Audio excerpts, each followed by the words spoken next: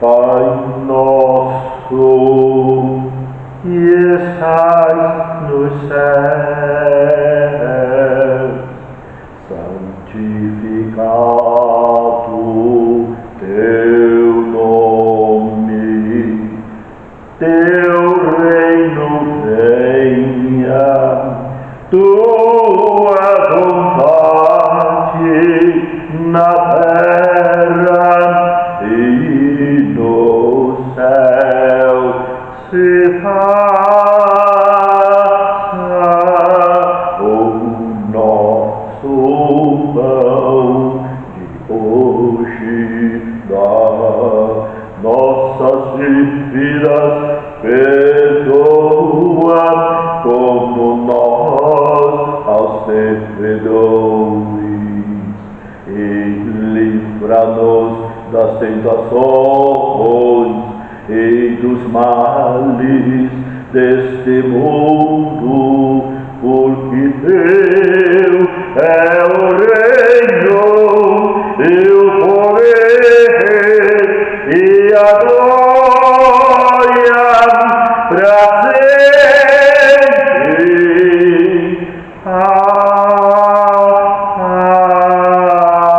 Amém. Olá, meus irmãos, minhas irmãs, é uma enorme alegria sempre poder revê-los através do estudo da Palavra de Deus. Eu gostaria, antes da gente começar esse estudo, de convidá-los para uma palavra de oração. Senhor Deus, muito obrigado, Senhor, pelo teu cuidado, teu amor, teu carinho por nós.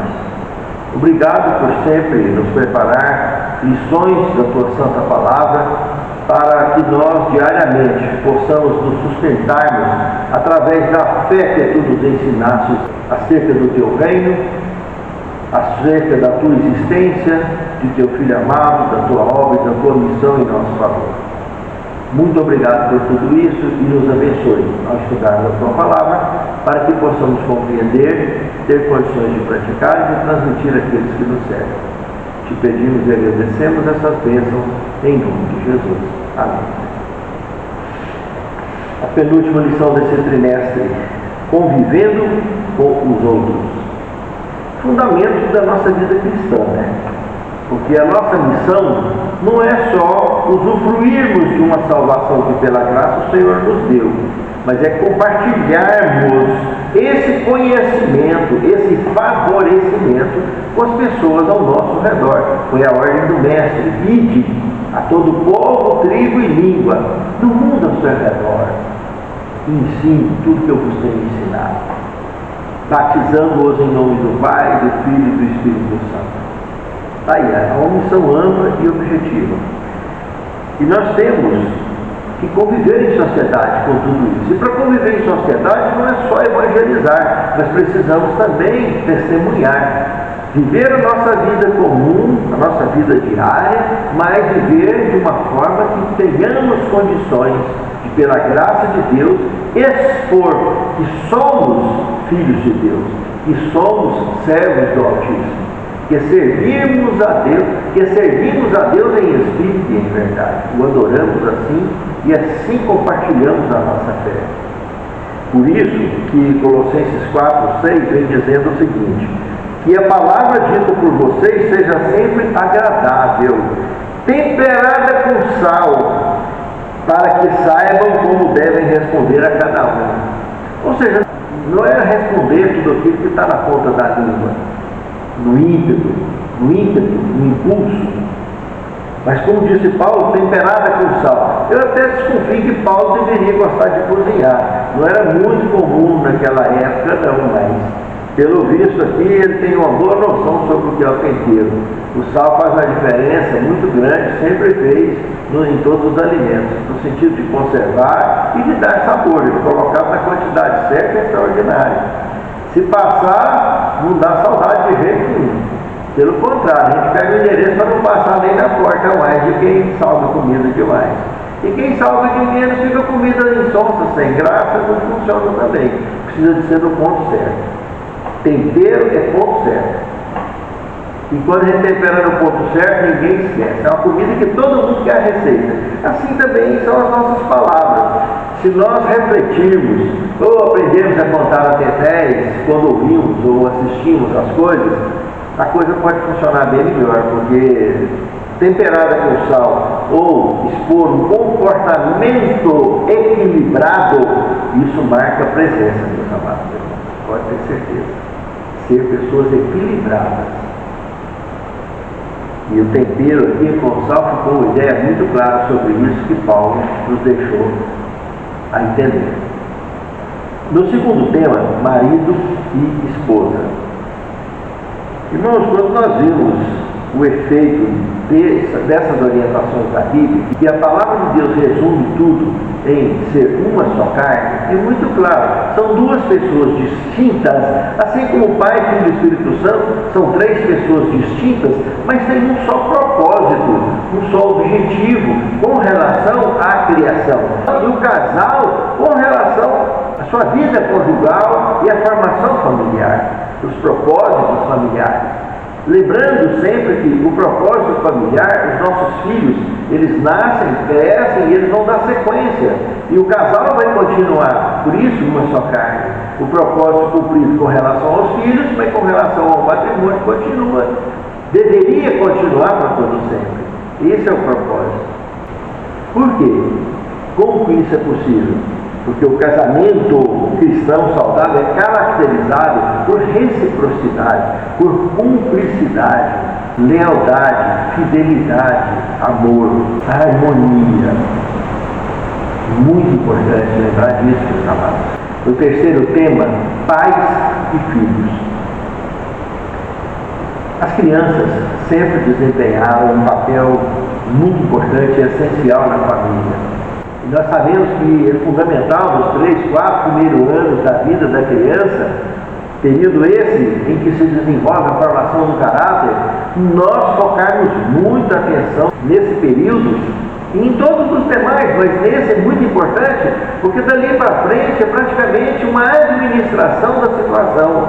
Até ali é fundamental focar no sentido de uma educação sólida, compatível daquela idade. Claro que você não tem como falar estando de pé com a criança nessa idade.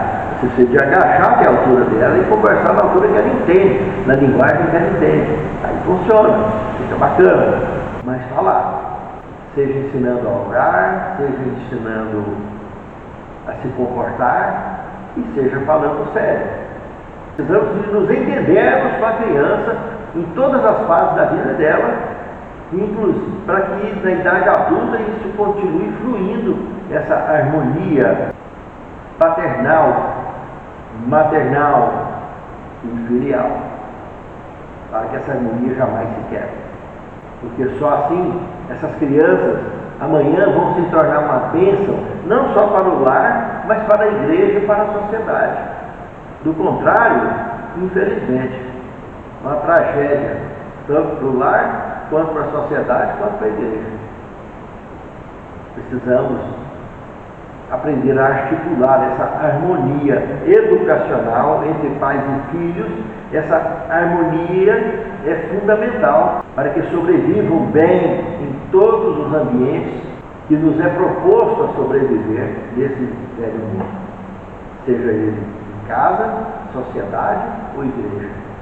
E o papel do pai é muito importante nessa questão, que às vezes a gente vê que infelizmente tem muitas mulheres que acabam criando seus filhos sozinhos por falta de opção, não teve outro jeito, não se acertou na vida, não conseguiu encontrar alguém, e aí é sofrido ser mãe e pai numa pessoa só. Mas muitas guerreiras conseguem, eu conheço pessoas que conseguiram romper dessa forma, mas é muito sofrido. A carga emocional que essa pessoa vai sobreviver depois é muito delicada. Pode resultar em muitas situações delicadas, em moléstias que podem incomodar bastante, como fibromialgia e outras mais, que ao longo da vida vai acabar aparecendo, porque foi desgastado uma carga emocional tremenda na juventude e um dia a conta chega. Dentre outras situações alinhadas ao comportamento emocional, à saúde, alinhadas à saúde emocional. Poderão surgir e ter convivências muito complicadas. Diferente de quando uma família consegue ser criada de maneira projetada originalmente por Deus, que é marido e mulher, pai e mãe, cuidando, criando, educando o seu filho. Aí divide a carga e a coisa flui melhor ao longo da nossa existência. É muito importante isso.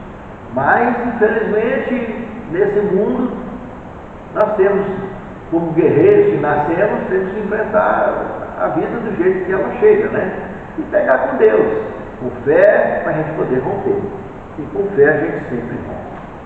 Por isso que os estudos que nós temos de Deuteronômio 6, 6 e 7, Provérbios 1, 8 e 9, Provérbios 22, 6 e 15, Mateus 19, 14, todos esses textos bíblicos aqui nos alinham perfeitamente com a ideia do tema que nós estamos estudando aqui em Colossenses, no capítulo 3, no verso 20. Muito importante essa situação toda. Lembre-se que pais e filhos, pais é pai e mãe. Funciona muito bem, articula muito melhor a harmonia necessária para o equilíbrio emocional e da nossa própria saúde, de um modo geral, ao longo de nossa história. Quando o casal divide a carga, a coisa funciona bem melhor. E o objetivo é bem mais prático. A própria criança tem o pai para se espelhar e tem a mãe para se espelhar. Então, quando tem os dois, é muito importante, que é o projeto original da criação. Pense nisso, Amadeu. Pense nisso, Amadeu. No quarto tema, relações de trabalho. Aqui nós temos Colossenses capítulo 3, versos 22 ao 25, até o capítulo 4, verso 1. Irmãos, relações de trabalho. A palavra de Deus nos ensina a sermos pessoas justas. E é o que esses textos bíblicos aqui apresentam com clareza. Tanto o funcionário quanto o patrão, ou na antiguidade, aqui a ideia era escravos e senhores de escravos, lembrando que Israel, inclusive, na lei mosaica, isso acontecia só basicamente em situações que as pessoas tinham dívidas e não tinham como pagar, aí tinha um tempo determinado que eles trabalhavam, pagavam a dívida e eram liberados. Mas o mundo antigo, em geral, tinha muita prática, era comum a prática do uso de escravos permanentes dentro de casa para sempre. Entendeu? E a ideia aqui é que mesmo nesses casos, o escravo deveria prestar o serviço como se estivesse prestando serviço a Deus. E o senhor dos escravos, da mesma forma, porque o senhor dos senhores é o que está no céu. Então ele também tinha que prestar serviço ao escravo naquela época com justiça, com misericórdia, como se estivesse prestando serviço debaixo da tutela e observação do Deus do nosso grande eterno Criador. Então isso é fundamental. Transferindo isso para os nossos dias, não é nada diferente. O patrão e o funcionário é a mesma coisa, que resume tudo em quê? Ser pessoas justas, misericordiosas. O funcionário presta serviço como se estivesse fazendo para Deus. E o patrão da mesma forma, como se estivesse administrando a empresa do Deus vivo, prestando serviço para Deus. Ele vai ser justo e misericordioso com o funcionário. Se fugir dessa linha de justiça, está tudo errado. Tudo vai desandar, não vai funcionar. O quinto tema, orando uns pelos outros. Isso é o que Paulo nos orienta em Colossenses 4, de 2 a 4. Esses princípios de oração, irmãos, é muito importante, porque orar e vigiar e estar sempre lembrando dessas pessoas nas orações, lembrar pelo nome, tem um grupo de pessoas, e não importa se vai demorar 5, 10 ou 15 minutos para poder levantar todos, aquilo vai indo e passa a fazer parte da nossa memória. São pessoas que a gente seleciona na oração o tempo todo em nossas vidas, nas nossas orações individuais, chamando esses, sejam amigos, sejam parentes, sejam quem for, para que sempre estejamos intercedendo por eles, orando por eles, pedindo por eles. Porque eles também, numa grande maioria, acabam lembrando da gente das orações o tempo todo. Então, orar uns pelos outros. E depois de um grupo geral, como povo de Deus sobre a face da terra, lembrar pelo povo de Deus, por todos eles, para que Deus conduza-nos a todos no cumprimento de nossa missão e que assim consigamos, pela graça de Deus, fazer da nossa parte debaixo da orientação divina, para que Jesus em breve possa vir nos buscar. Isso é uma coisa que devemos fazer constantemente. Faz parte orar uns pelos outros. Eu achei interessante aqui um texto da Atena Inspirada que diz o seguinte, está na Ciência do Bom Viver, na página 329, olha o que está escrito. Para orar não é necessário que estejamos sempre prostrados, de joelhos.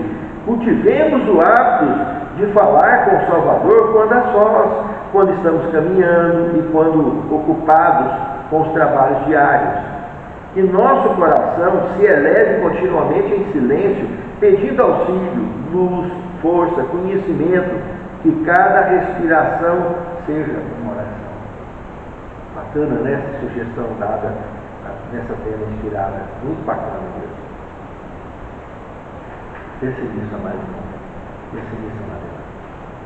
No sexto tema, sábios no modo de agir. Eu diria, irmãos, no modo de pensar e no modo de falar. Sempre que a gente busca a sabedoria divina, ela nos inspirará a trilhar com segurança, a andar com segurança e a nos entrosarmos com segurança com o nosso semelhante. Agir no ímpeto, agir no impulso nunca prestou. Contar até 10, respirar fundo, sempre nos ajuda a encontrar as palavras certas lá no nosso pensamento, lá na nossa consciência. E assim o nosso falar e o nosso agir vai nos identificar como verdadeiramente luz do mundo e sal da terra. Luz do mundo, transmitindo a luz que vem de Deus. Sal da terra, ensinando as pessoas o tempero da vida, o verdadeiro tempero, um comportamento que atrai as pessoas. Se no teu olho o corpo será luz, se no teu olho tiver trevas, todo o seu corpo será trevas. Pense nisso, amado. São orientações sagradas da palavra de Deus. E no sétimo tema, o lar, um pedacinho do céu, aqui na terra. Nós temos aqui um testemunho para a igreja, página 449, olha que bacana. Devemos deixar Cristo entrar em nosso coração e em nosso lar, se queremos andar na luz. O lar deve ser tudo o que está implícito nessa palavra. Deve ser um pequeno céu na terra, um lugar em que se cultiva as afeições em vez de serem sistematicamente reprimidas. Nossa felicidade depende do cultivo do amor, da compaixão e da verdadeira cortesia de uns para com os outros. Essas atenciosas cortesias, que iniciando-se em nossa família, se estendem até fora do círculo familiar, ajudam a tornar o montante da vida feliz.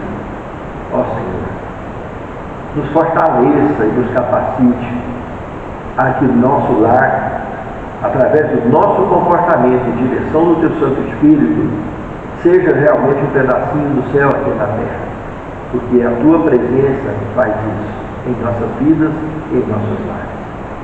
Nos capacite realmente a nos comportarmos dessa maneira e obtermos êxito em nossa missão no que diz respeito à formação familiar e também à relação social e religiosa. Nós te pedimos que nos dirige, nos guarde e prepare-nos para o Teu reino. É o que te pedimos agradecidos em nome de Jesus. Amém. Pai nosso, que estais no céu, santificado Teu nome, Teu reino venha, Tua vontade na terra e no céu se faça.